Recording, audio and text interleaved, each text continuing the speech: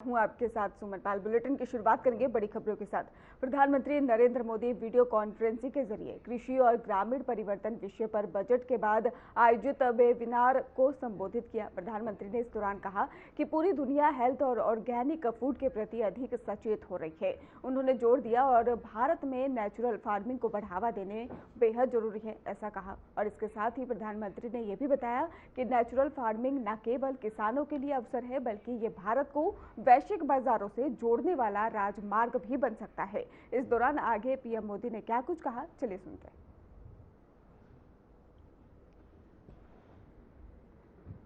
Health के संबंध में ज्यादा कॉन्शियस है, होलिस्टिक हेल्थ केयर और उसमें ऑर्गेनिक डाइट, ऑर्गेनिक फूड, इस पर बहुत रुचि है। भारत में हमें केमिकल फ्री खेती पर बल देना ही होगा। हमें नेचुरल फार्मिंग पर बल देना होगा। नेचुरल फार्मिंग से, केमिकल फ्री प्रोडक्ट से दुनिया के बाजार तक पहुंचने में हमारे लिए एक राजमार्ग बन जाता है। उसके लिए सर्टिफिकेशन, लेबोरेटरी, ये सारी व्यवस्थाएं सरकार सोच रही है, लेकिन आप लोग इसमें भी जरूर अपने विचार रखिए। साथ आप सभी ने बजट निर्माण में अपने मूल्यवान सुझावों से बहुत सहयोग दिया और आपने देखा होगा बजट में आप सबके सुझाव रिफ्लेक्ट हो रहे हैं, बहुत काम आए हैं। लेकिन अब बजट आ चुका है।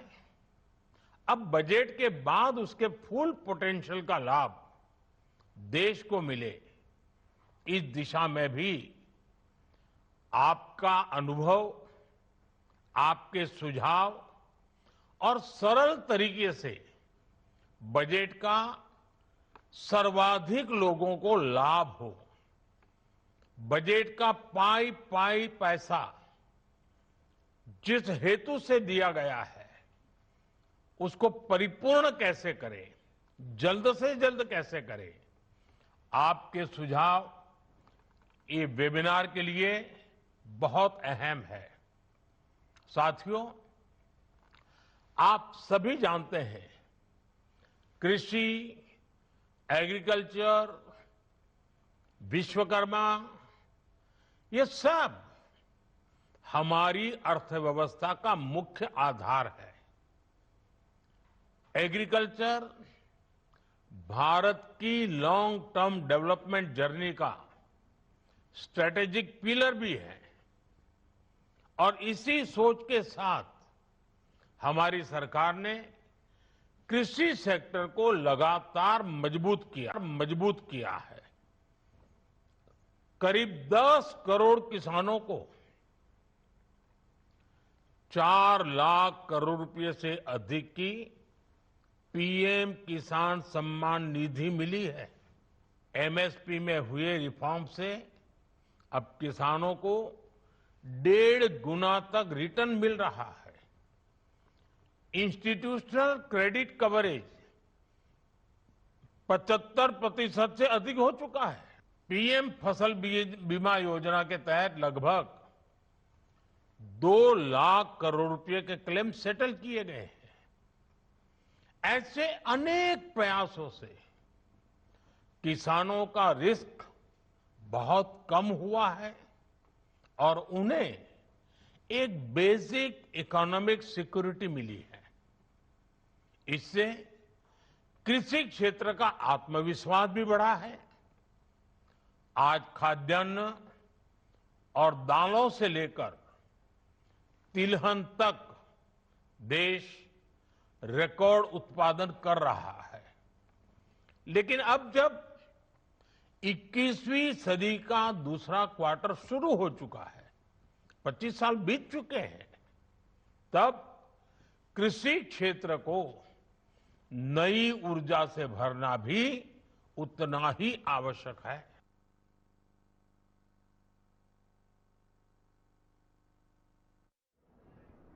केंद्रीय गृह और सहकारिता मंत्री अमित शाह ओडिशा दौरे पर है और मुख्यमंत्री मोहन चरण मांझी ने भुवनेश्वर एयरपोर्ट पर उनका भव्य स्वागत किया है। इस दौरे में केंद्रीय गृह मंत्री अमित शाह ने ओडिशा के कटक में मुंडावली के खारवेला और इसके साथ ही CISF के 97वें स्थापना दिवस में शामिल हुए और गृह मंत्री भुवनेश्वर ने NFSU के कैंपस का भी भूमि पूजन किया है और नींव का पत्थर रखा। और इसके अलावा ही सहकारिता मंत्रालय की एक ऑफिशियल रिलीज के मुताबिक केंद्रीय मंत्री ने NFSU के ट्रांजिट कैंपस का भी वर्चुअली उद्घाटन किया है। इस दौरान केंद्रीय गृह मंत्री अमित शाह ने कहा कि 56 सालों में CISF ने सिर्फ उद्देश्यों को सिद्ध किया है और इसके साथ साथ हर तरह की चुनौतियों से सीखते हुए समय के साथ अपने आप को बदलने का प्रयास भी किया है।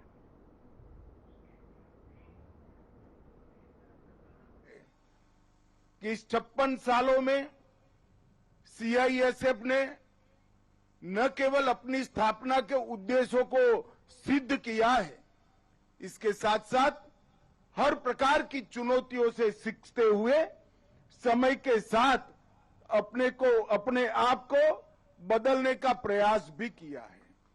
उन्होंने आधुनिकता को भी अपनाया है और परंपराओं को भी जीवित रखा है। वीरता, त्याग, बलिदान, भारत के समृद्ध इतिहास की जो परंपरा है, इसके साथ एकाग्रता को भी इन्होंने जोड़कर आधुनिक हथियारों से लैस होकर हर प्रकार की चुनौतियों का सामना करने का जज्बा CISF ने दिखाया है। मैं आज इस मौके पर CISF के सभी जवानों को हृदयपूर्वक बहुत बहुत साधुवाद देना चाहता हूं। मित्रों, अभी मैंने परेड देखी। मैं सभी बल की स्थापना दिन की परेड में प्राय जाने का प्रयास करता हूं और उसको बारीकी से देखता भी हूं। आज मैं CISF की परेड का भी निरीक्षण कर रहा था और परेड के सामने से खुले वाहन में गुजर भी रहा था। दोनों वक्त दृढ़ता को कम करे बगैर आपके चेहरे की मुस्कान इस बात की द्योतक है कि आप सिविलियन क्षेत्र में काम करने वाले सुरक्षा बल हैं और मुझे बहुत आनंद है। सुरक्षा बल का एक स्वभाव होना चाहिए। जो सीमाओं की सुरक्षा कर रहे हैं उनका एक स्वभाव होना चाहिए और देश की सीमाओं के अंदर जो सिविलियन क्षेत्र में अलग अलग प्रकार की सुरक्षा का काम करते हैं उनका स्वभाव होना चाहिए। मैं हृदयपूर्वक CISF के इस प्रोफेशनल अप्रोच को बहुत हृदय से बधाई देना चाहता हूं।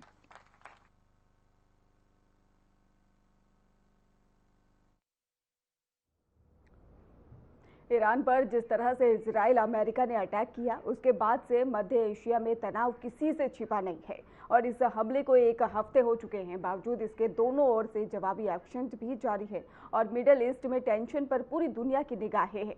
केंद्रीय रक्षा मंत्री राजनाथ सिंह ने मध्य एशिया के हालात पर अहम टिप्पणी की है। उन्होंने साफ तौर पर कहा कि आज पुराने विचार बदल रहे हैं। पुराने ग्लोबल ऑर्डर और इसके साथ ही पुरानी मान्यताएं तेजी से ही बदल रही है और हमें इन अनिश्चितताओं को समझना होगा। राजनाथ सिंह ने कहा कि पहले समुद्र को केवल व्यापार का माध्यम माना जाता था, लेकिन आज हम देख सकते हैं कि ये रणनीतिक प्रभुत्व का केंद्र भी बन रहा है और वैश्विक स्तर पर बदलाव हो रहा है। पुरानी रूढ़ियां, वैश्विक व्यवस्थाएं और मान्यताएं टूट रही है। हमें इन अनिश्चितताओं को समझना होगा और पश्चिम बंगाल की राजधानी कोलकाता में मैरीटाइम समिट सागर संकल्प को संबोधित करते हुए उन्होंने कहा कि ग्लोबल लेवल पर नई परिस्थितियां दिखाई दे रही।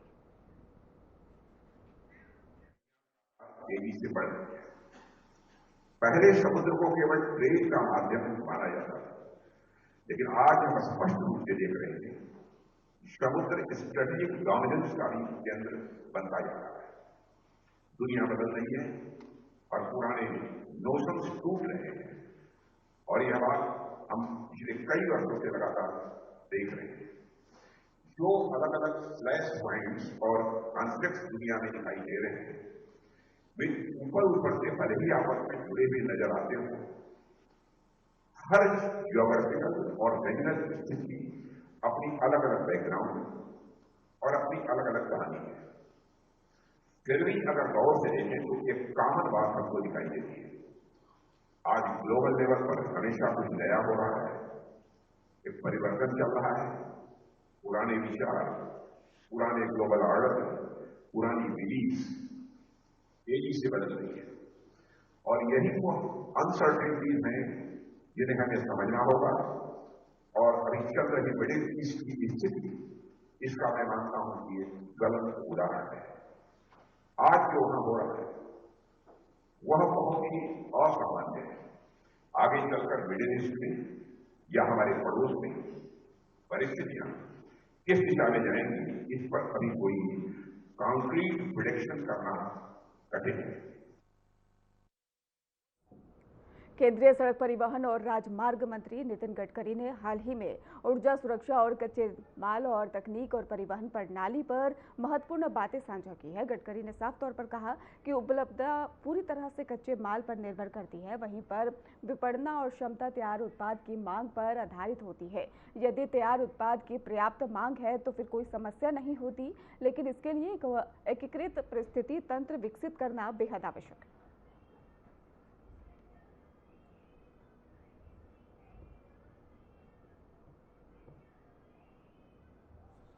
की आवश्यकता नहीं है कि आज के स्थिति में जो कुछ इंटरनेशनल सिनेरियो दिख रहा है और जो वॉर छिड़ी हुई है, उसके कारण हमारे एनर्जी सिक्योरिटी का प्रश्न कितना महत्वपूर्ण है, यह आप सबको एक्सप्लेन करने की आवश्यकता नहीं है। हम 86% जो हमारी एनर्जी है विशेष रूप से इंपोर्ट करते हैं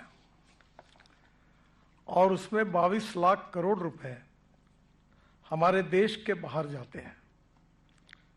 और इसलिए हमारी विजन यही है to make India's transport ecosystem smart, safe and sustainable by 2030। और ये सब करने के लिए हमने अनेक प्रकार के इनिशिएटिव लिए हैं। उसमें promote and include all non polluting fuels, जो ग्रीन फ्यूल्स है, नॉन पोल्यूटिंग फ्यूल्स है, इंडिजिनियस फ्यूल है, और जो हमारे एग्रो इकोनॉमी को बूस्ट कर सकते हैं, उनको हमने बड़े प्रमाण पर प्राथमिकता दी है, उसका प्रमोट किया है और उसको आज सफलता मिलती हुई दिख रही है। Market based and need based approach, ये हमारी विशेषता है। मुझे बहुत बार लोग ये प्रश्न पूछते थे, जब मैंने पहले इलेक्ट्रिक व्हीकल को लॉन्च किया था तो कहा था कि ये रास्ते में बंद पड़ेगी तो इसको धक्का मारने के लिए आप आओगे क्या? अभी तक कोई धक्का मारने की जरूरत नहीं पड़ी, पर स्वाभाविक रूप से आउट ऑफ ट्रैक जब कोई नई बात आती है तो उसको स्वीकार करने के लिए समय लगता है। और इसलिए अल्टरनेटिव फ्यूल और बायो फ्यूल दोनों को प्राथमिकता देना, ये हमारी सरकार की नीति है। उसमें इथेनॉल है, मेथेनॉल है, बायोडीजल है, LNG, bio LNG, bio CNG, electric और हाइड्रोजन। अब आइसोब्यूटेनॉल की भी बात हम कर रहे हैं। और ये सब कुछ करने के बाद में भी मुझे विश्वास नहीं कि कितना इंपोर्ट हम कम कर पाएंगे।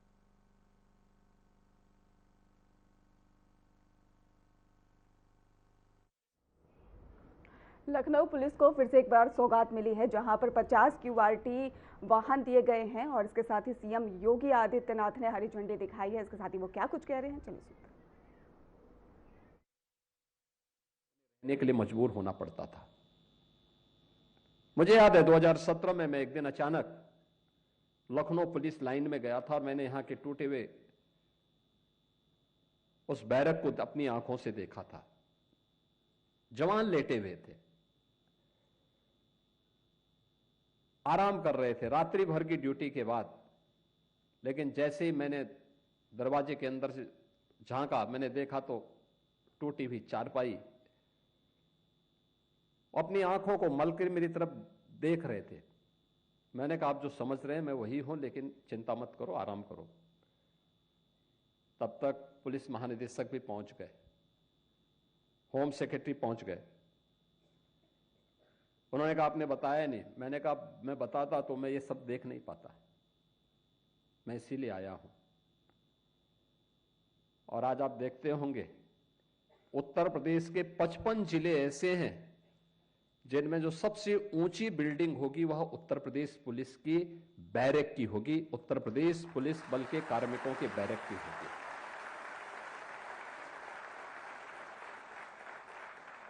आपने इस बात को देखा होगा,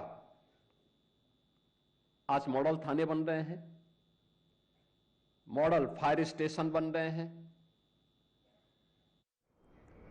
केंद्रीय मंत्री मनसुख मांडविया कर्नाटक दौरे पर हैं और इस दौरान ही उन्होंने कहा कि पुराने मकानों की मरम्मत करके उन्हें नया बनाना एक चुनौतीपूर्ण काम है। उन्होंने बताया कि अगर कुल नया मकान बनाया जाए तो यानी कि ग्रीनफील्ड प्रोजेक्ट तो यह काम और आसान होता है, लेकिन आधे ढह चुके पुराने मकान का पुनर्निर्माण करना मुश्किल होता है। मंत्री ने यह भी स्पष्ट किया है कि इस दिशा में सही योजना और विशेषज्ञ जरूरी है। और मनसुख मांडविया ने यह भी कहा कि हाल ही में आयोजित चिन्हित बैठक का सामूहिक विचार विमर्श का मंच है। इस बैठक में अधिकारी 2 दिन तक ही एक जगह बैठेंगे और एक दूसरे को जानेंगे और विचार साझा करेंगे। उन्होंने बताया कि इस बैठक का उद्देश्य है कि सभी अधिकारी कार्यों और योजनाओं को समझे, साझा अनुभव से सीखें।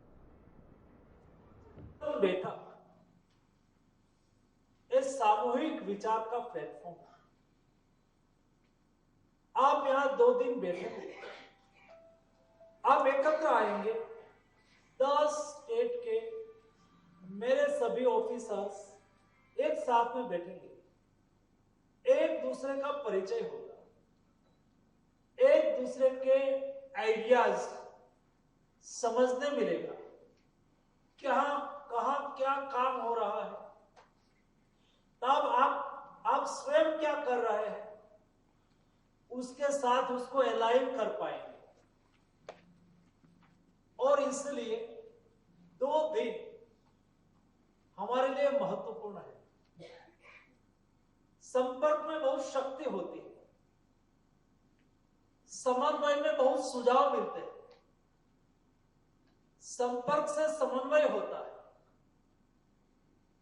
और समन्वय से सिनर्जी क्रिएट होती है और सिनर्जी से बेस्ट आउटपुट निकलता है।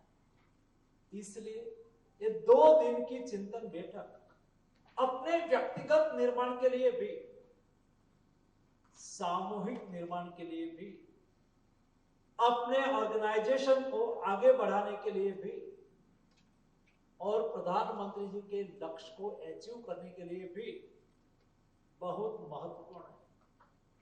दोस्तों, ऐसे कई चिंतन शिविर जब मोदी जी देश के प्रधानमंत्री, गुजरात के मुख्यमंत्री हुआ करते थे,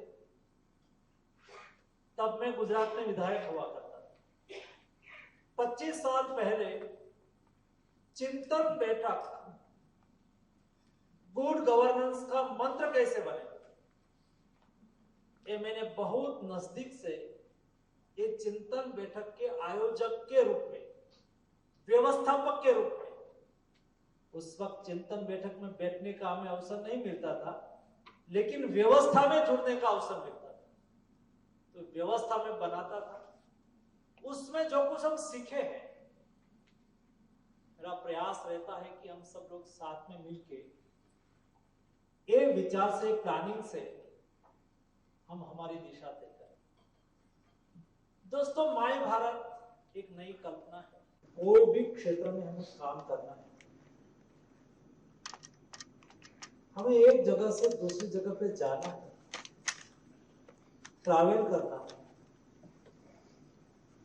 या तो हमारे घर में भी हमें घर का संचालन करना है, सभी काम के लिए आयोजन करना बहुत आवश्यक होता है। आयोजन करेंगे कौन?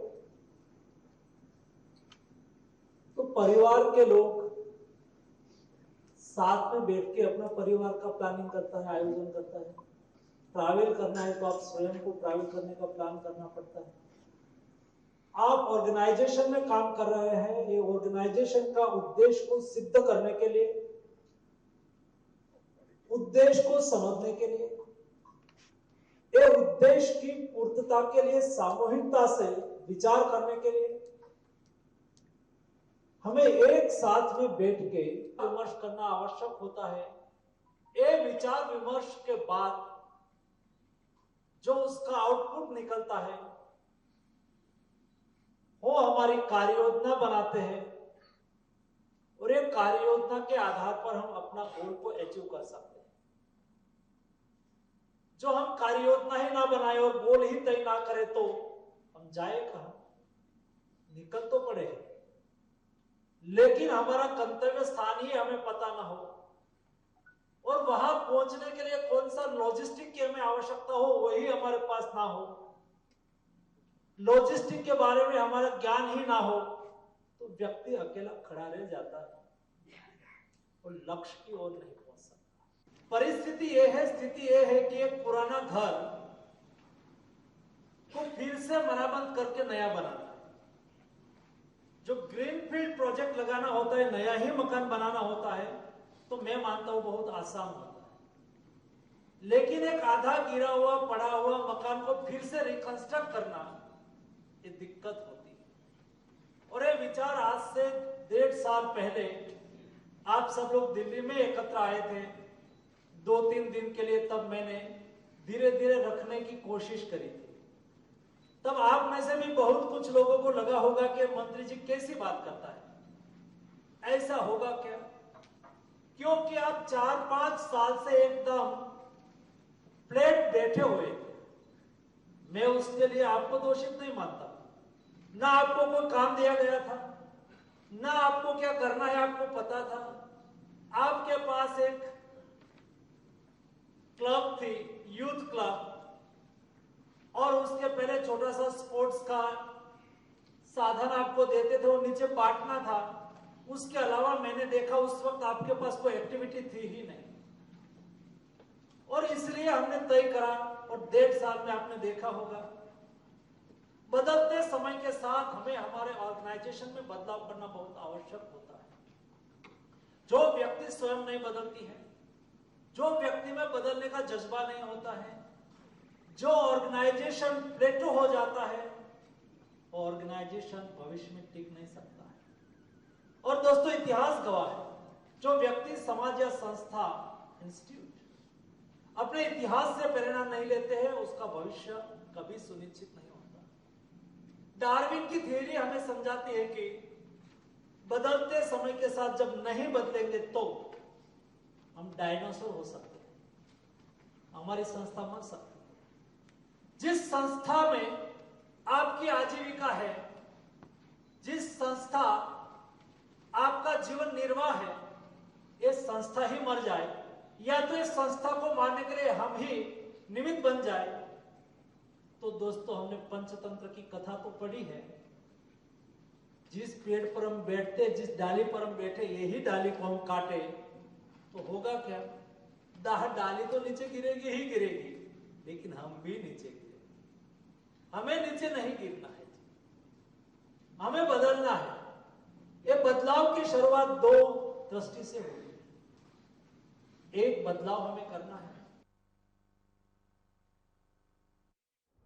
दिल्ली के नए लेफ्टिनेंट गवर्नर एलजी के रूप में ही तरणजीत सिंह संधू को नियुक्त किया गया और इस पद की जिम्मेदारी अब तक निभा रहे विनय कुमार सक्सेना को ही लद्दाख के एलजी पद का ही जिम्मा भी सौंपा गया है। और चरणजीत सिंह संधू वरिष्ठ आईएफएस अधिकारी और पूर्व राजनीतिक है। उन्होंने 2020 से 2024 तक अमेरिका में भारत के एम्बेसडर के रूप में भी कार्य किया है और भारत अमेरिका के संबंधों को मजबूत करने में अहम भूमिका निभाई है। 2013 से 17 के बीच में ही उन्होंने वाशिंगटन डीसी में भी डिप्टी चीफ ऑफ मिशन के रूप में प्रधानमंत्री नरेंद्र मोदी की 2014 की ऐतिहासिक अमेरिका यात्रा की नींव रखी। उन्होंने श्रीलंका और फ्रैंकफर्ट में भी कई महत्वपूर्ण राजनीतिक जिम्मेदारियां भी निभाई हैं। फिलहाल खास बुलेटिन में बस इतना ही। आप देखते रहिए आरएन टीवी नेशनल।